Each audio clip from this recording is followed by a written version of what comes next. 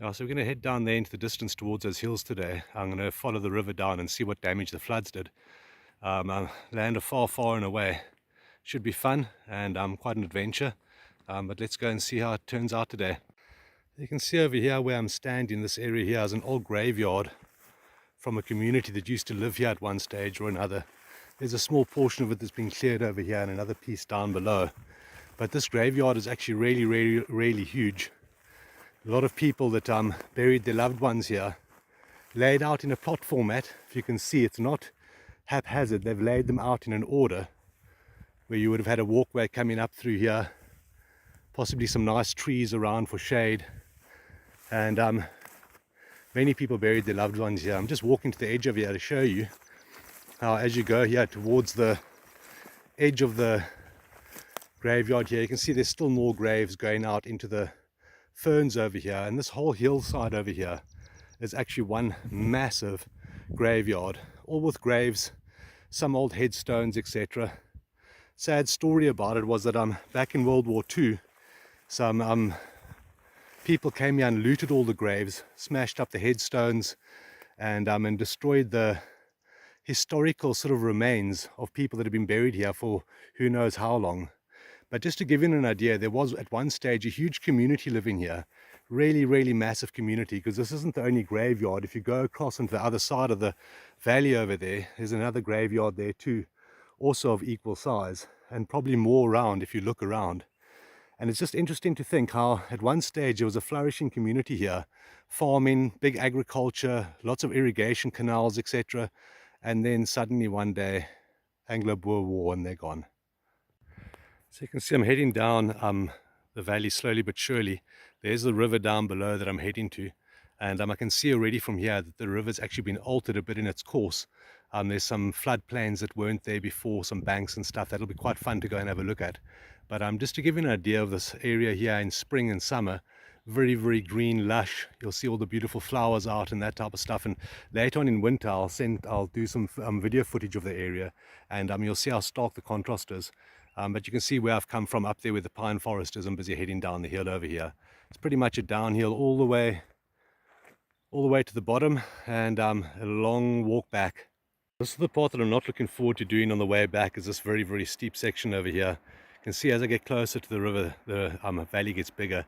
It's got the confluence of the two rivers just up ahead over there, and then down below in the floodplains. It's going to be quite a good walk today. I think all the paths are pretty much going to be overgrown, because I can see even this path going down the mountainside here is almost non-existent at the moment, and that's just from the last 2 weeks of rain. I mean, we just had so much rain. It's I couldn't even leave the house. It was just muddy and wet, and the rivers were all flooded, and all the bridges were closed, all the little river crossings were uncrossable.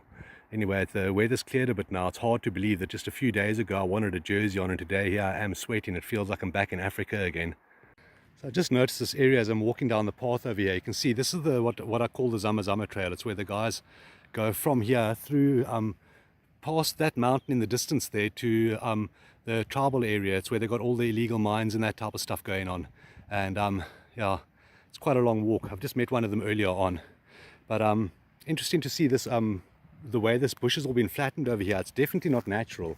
Something has been in here and flattened it, and you can actually see, if you look on camera here, I don't know if you'll get it, but in real life I can see the tracks of whatever it was that flattened that off, going off there into the grass. You can actually see looks like it was multiple animals, possibly some cows, and maybe the cows were in here looking for something nice to eat underneath the bushes. I don't know, but it's just a bit of a mystery that I'll try and figure out as I wander around the area here. Yeah, so you can see I followed this little trail, and it runs along over here as well.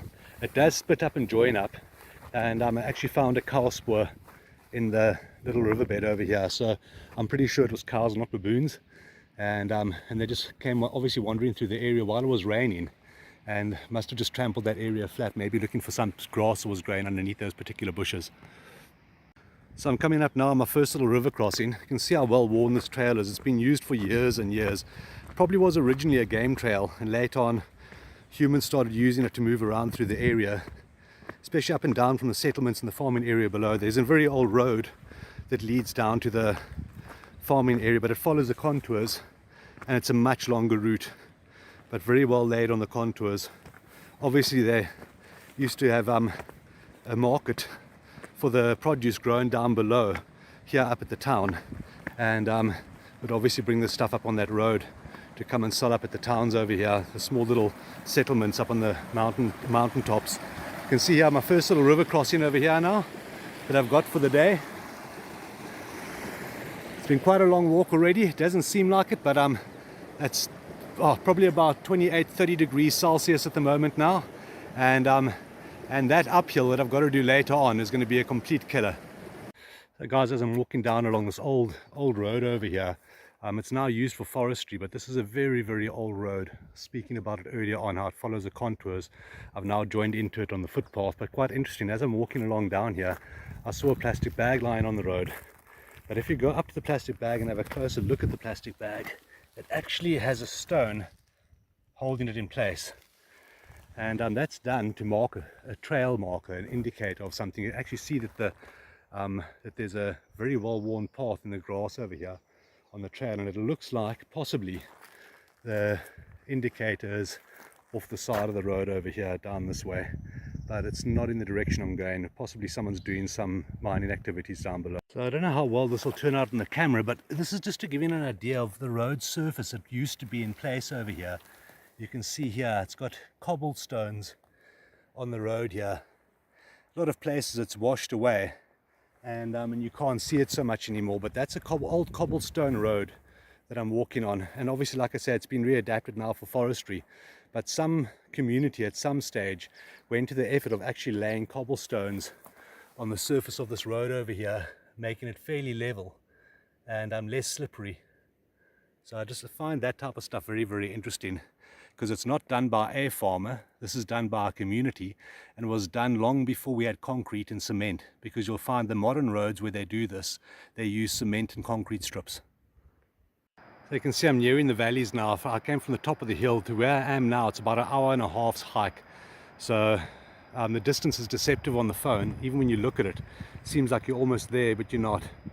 And this is where I'm heading to. First stop will be that pool on the river down over there. I want to go and see how it's looking. So first impression of the river after the flood, I can see it's still really full, but you can see on the far bank how the reeds and trees were washed flat, and yeah, the river's still really, really full. I don't know if I'll be walking down in the flood banks or not today, but I'll take a walk down in the thickets on the side as far as I can go. The bush is really thick, the rain has really made it flush out, but yeah, the river's really looking beautiful, nice and full of water and crystal clear. Because of the amount of water, it's really, really clean at the moment. You can see we're now here in the riverbed itself, in the actual floodplain, and it's amazing how quickly nature bounces back after the flood. You can see that the flood pushed through higher than all of these bushes here, but it's only been a couple of days since the flood pushed through, and it's already all bounced back and looking like nothing happened. You can just see by the debris caught in the trees as to what height the flood levels got to. You can see over here, if I take a walk here and film this just to show you, that's my hand at full reach, as high as I can above my head. That's the height of the flood waters, at least, that came down here. You can hardly tell that it flooded down this riverbed with the way it's bounced back. Nature is incredible. It's where man interferes that you have a problem. So here you can truly see the effects of the floods. You can see how well this has been washed open by the floods over here, where earlier on it didn't look as much damage had been done, but down here there's a lot more damage. I don't know why this particular area got washed open so badly. This might be the water gets more concentrated across this island here, because it's actually like an island that forms here. You can see there's a stream on, little muddy pools over there, and a little stream on the far side over there, and this would be what you'd call what would be a little island when the river's flowing full. But it obviously took quite a beating this last time with this last flood. Going's pretty tough across the terrain here with all of these river rocks, but fascinating to see the amount of different types of stone lying here in the riverbed, all well washed. You can see the lovely roundedness of the stones to show it's a very old riverbed. This really quite incredible just to see the damage done by the floods. You can see there's tree trunks washed up on the side over there. The river's just beyond that.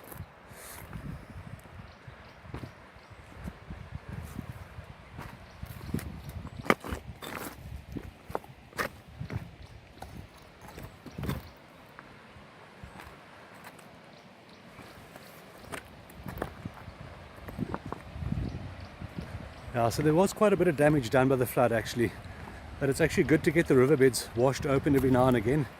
Helps the rivers to flow properly, cleans out a lot of the rubbish, and yeah, some of the rubbish does get washed up into the trees.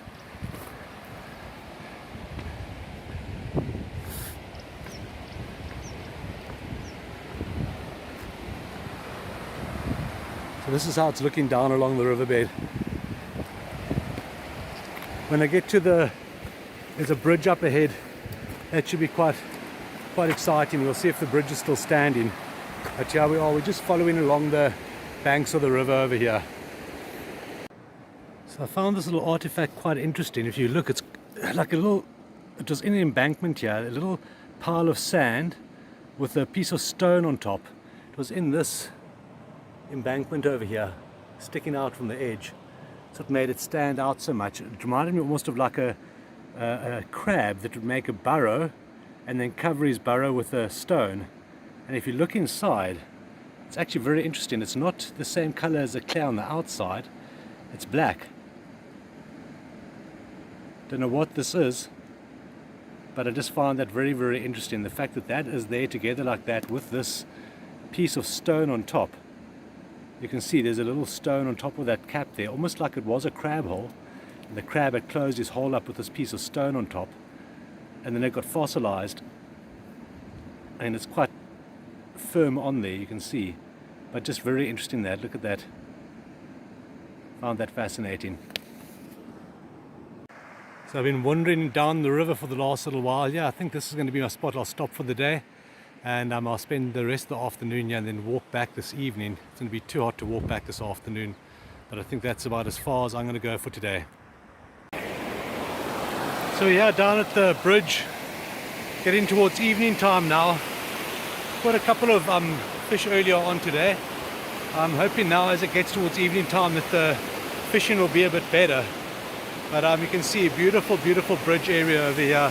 Bridge not really damaged by the floods. The road washed away a bit, so access for vehicles is still possible through here.